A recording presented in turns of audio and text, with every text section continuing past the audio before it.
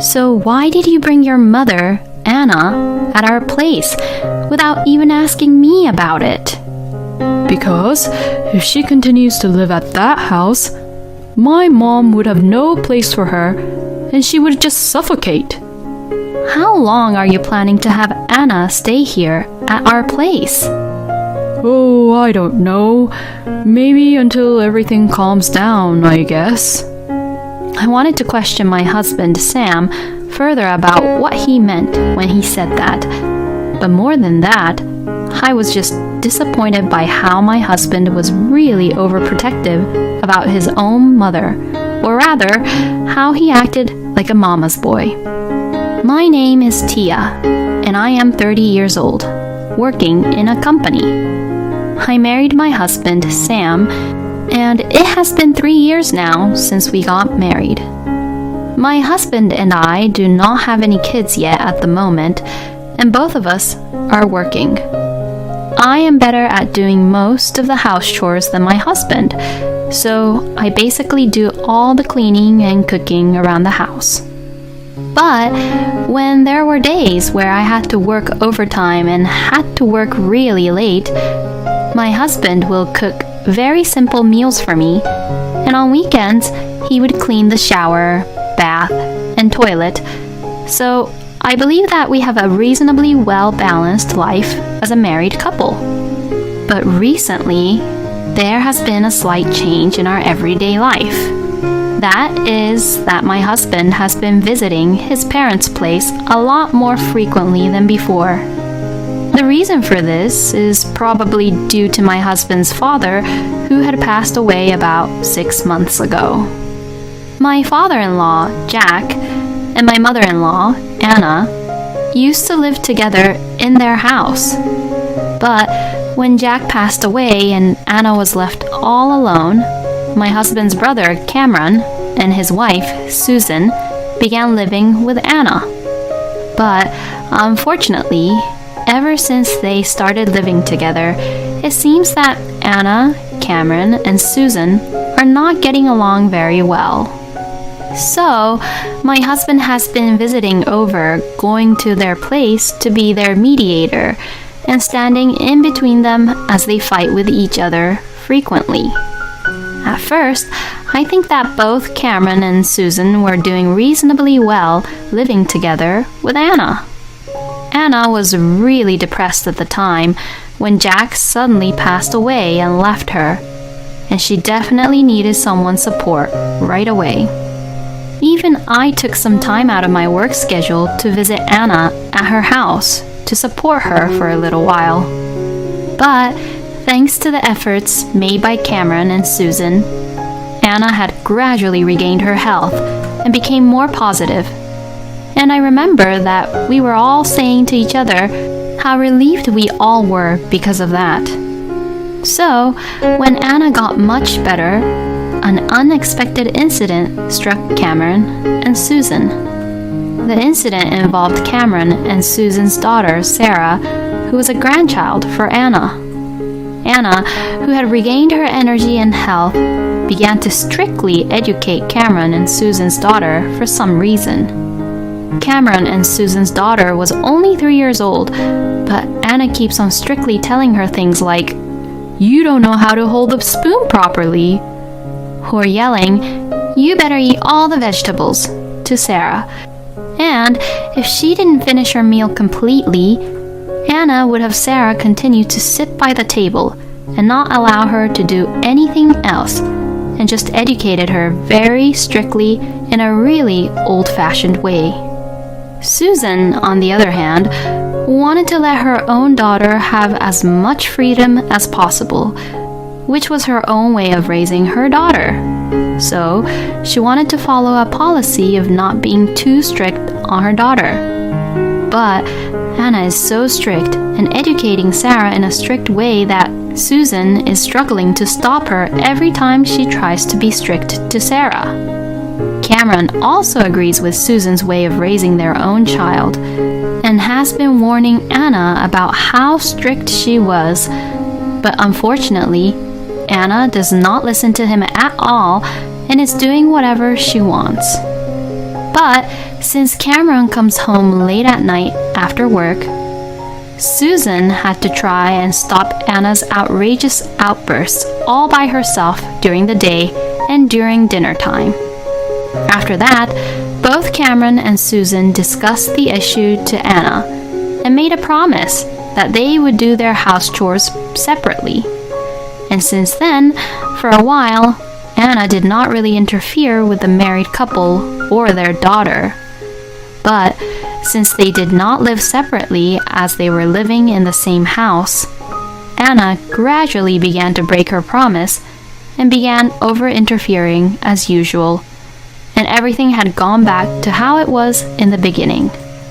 Anna also began to act so selfishly that it was appalling to hear her throw away Susan's clothes without any permission just because the clothes looked old, or also threw away Sarah's favorite clothes, saying, "This doesn't look good on her." And then one day, an incident occurred. While Susan was shopping at the supermarket for groceries, Anna and Sarah were left alone for about 20 minutes. At this point, Sarah was now 4 years old, and she was playing in the living room, and Anna was there, so Susan let her guard down, thinking that everything would be fine while she went to the supermarket. Then, when Susan came home from shopping, she saw something that was surprising and unexpected.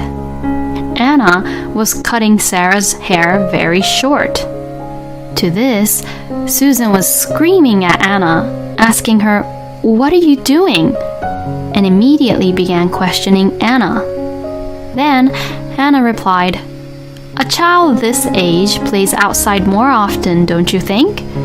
And all the girls' hair grows long very quickly, so you might as well cut it short," and said this as if she had done the right thing.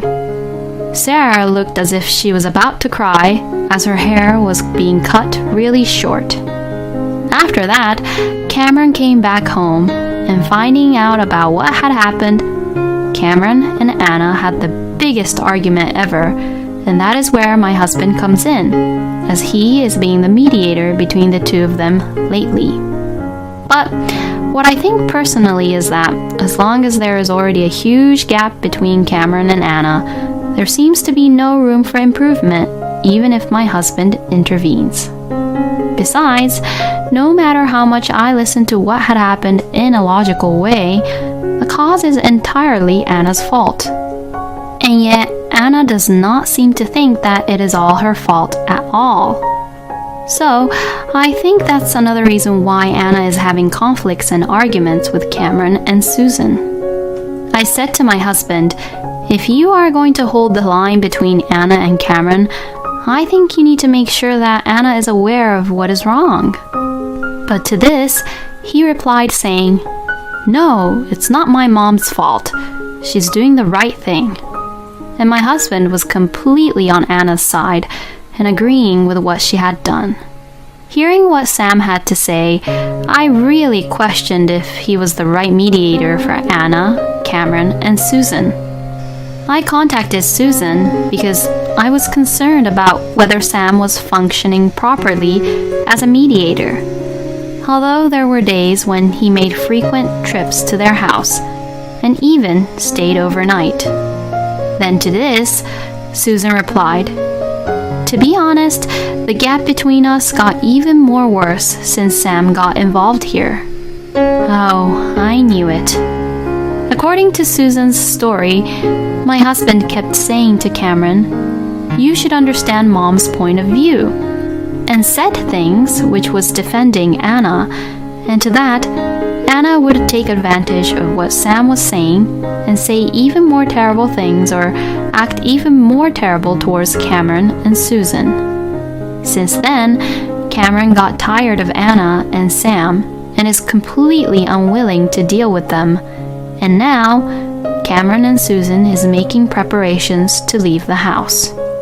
Hearing this story, I apologized to Susan about my husband. To that, Susan said, "Well, this would have happened sooner or later. and did not blame my husband for making things worse, even though it was his fault. That night, I arrived home after work and waited for my husband to come home so that I could teach him a lesson for what he had done. But then, Sam did something in which I had never imagined him to do. I'm home. Welcome home. I need to talk to you about something. Oh, yeah, me too. It'll finish quick, though. Mother! Huh? My husband had brought Anna into this house. Well, long time no see, Tia. Hello. I immediately grabbed my husband by the neck and questioned him as I whispered into his ears.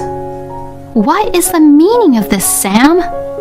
So why did you bring your mother, Anna, at our place without even asking me about it? Because if she continues to live at that house, my mom would have no place for her and she would just suffocate. How long are you planning to have Anna stay here at our place? Oh, I don't know. Maybe until everything calms down, I guess. I wanted to question my husband, Sam, further about what he meant when he said that. But more than that, I was just disappointed by how my husband was really overprotective about his own mother, or rather, how he acted like a mama's boy. When I was visiting Anna's house frequently, I didn't really notice it. But hearing Susan's stories and witnessing this kind of behavior made it clear to me that my husband is a mama's boy. But just because he's a mama's boy does not mean that he should have brought home Anna without even telling me anything about it. I decided that I needed to have a proper discussion with my husband, so I told him that we would discuss it further after our work the next day, and that we'd discuss this somewhere outside where Anna was not there. I even sent him the address of a coffee shop during my lunch break and told him to meet me after work. But my husband did not show up even after waiting for him about an hour. I even sent a text message to him, but he did not respond at all. So I had no choice but to go home. And when I went back home, my husband was at home already, happily eating dinner with his mother. Oh, welcome home, Tia. My mom made some fried chicken and pasta tonight. They're really delicious, so you should hurry up and eat too, Tia. I couldn't stop being irritated and frustrated at Sam. Then, while Anna was gone to the bathroom, I quickly began questioning my husband. We promised that we'd discuss about your mother today, right? So why didn't you come to the coffee shop? Well, because my mom said that she was going to make fried chicken and pasta today. Besides, there's nothing much to discuss about my mother, is there? Ha! There is so much to talk about. Like about what had happened to Cameron and Susan, and how long you're going to have Anna here. There was so much that I wanted to say to Sam, but the discussion was interrupted since Anna had returned back to her seat from the bathroom. And a few days later, when I tried to discuss it with my husband, he brushed it off, and it seemed like Anna would not be leaving either anytime soon. I was getting really irritated and frustrated by this point that I could no longer concentrate on my work or focus on my house chores, so I took a paid leave from work for one day. I felt restless at home, so I went shopping for the first time in a while, went to a coffee shop which I had been wanting to visit, and relaxed as much as I could. I went out in the morning and came home around 2 p.m.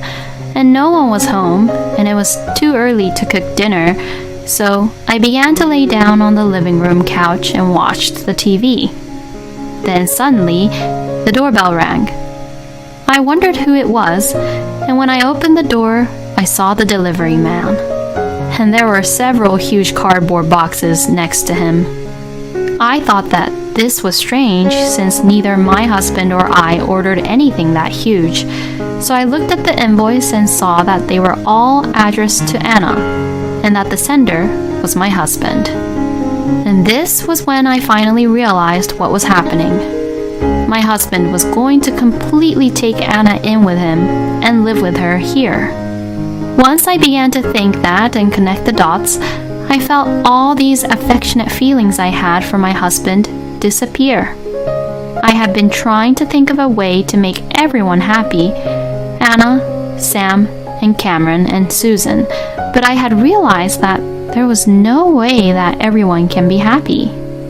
And I also learned how selfish and irredeemable my husband is, and how hopeless the situation was. That day, my husband was still hanging around and being with Anna most of the time, and came home after having dinner with her.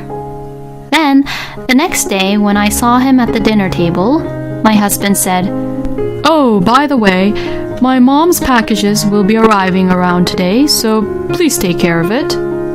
To this, I replied back saying, "Oh, those packages. I sent them back." And my husband replied angrily saying, "What? Why? What are you doing?" And he sounded really furious. I was just too tired to even fight Sam, so I simply said, "I just don't approve of Anna living together in this house." And to that, my husband snapped. "You've got to be kidding. If that's the case, then you better get out of here," saying really stupid things. I've already had enough and I didn't want to deal with my husband, so I said, "Well, I'm going back to my parents' house for today," and went to work. My husband came out from the living room and said, "Don't you ever come home again," which didn't make any sense at all, but I ignored it. I really couldn't care less anymore about Sam and didn't even want to talk to him anymore. That day, I went back to my parents' house after work. I spent the next few days relaxing at my parents' house and at the same time making certain preparations. During that time, I received several phone calls and messages from my husband, but all he said was apologize to my mother and I, and other selfish, stupid things, so I ignored all of the text messages and blocked his calls. Then, when everything was ready, I went home for the first time in a long time. Seeing me back home, my husband said, "Oh, so you came back because you're sorry," and grinned at me while he said this. "Yes, I'm sorry." "Well then, I forgive you." It was annoying to see my husband's idiotic, triumphant look on his face. Oh, please, don't get me wrong. What I was saying sorry for is that I was regretting my mistake of marrying a stupid person like you. What? I can't keep on doing this with you anymore, so let's just get a divorce. And saying that, I handed him the divorce papers. Divorce? Are you being serious? My husband was surprised, but when he realized that I was being dead serious, he said, Fine. Have it your way. I'll divorce you. And signed the divorce papers. Get all your stuff together and get the hell out of here. I couldn't really believe he was still saying these things like that. So, I showed my husband a document, as he was misunderstanding a lot. What the hell is this? It's the contract for this room. Oh, Sam, did you even forget that my parents are the ones who own this apartment room? Then I saw my husband's face turn completely pale. So, you and Anna should be the ones to leave this place, okay? I've decided to lend this room to another person, so you have until the end of the month to get out of here, okay? Hey, wait a minute. Let's just discuss this properly. Excuse me? What the hell are you saying? You're the one who's been refusing to discuss about everything I've been trying to discuss with you about all along, weren't you? Yes, that's right, but... Finally, at this point, it seems that my husband understood the importance of the situation. Anyways, just pack up your stuff and go back to Anna's house with her, okay? No, I can't. Actually, According to my husband's story, Anna's house had already been put up for sale. Cameron and Susan had already moved out of the house, so my husband and Anna came to the stupid conclusion that since Cameron and Susan left, Sam and Anna would just sell the house and use that money for Anna's retirement funds and live here instead. Hearing what had happened, I was just too stunned and speechless about how stupid Sam and Anna was being. Anywho, just get out quickly, okay? If you both won't leave, I'll call the police on you. My husband had a look of despair on his face, and he looked really hopeless. I ignored him and just packed my bags and left the house. After that, I heard that Anna and Sam had rented a reasonably priced apartment for them to live in together. But my ex-husband's salary alone did not allow the two of them to live in such a nice room, and the room was much downgraded from the one they had been living in. So Anna constantly complained about it to him, and because of that, my ex-husband was always irritated and frustrated. As for Cameron and Susan, they took this opportunity to move to the countryside, and they are now living comfortably in a place which is really rich in nature. And as for me, I am enjoying the life all on my own in an apartment for a single person. Recently, I also began to have a cat as my pet, and now I enjoy playing and hanging around with the cat at home every day after work, which helps me relax my mind too.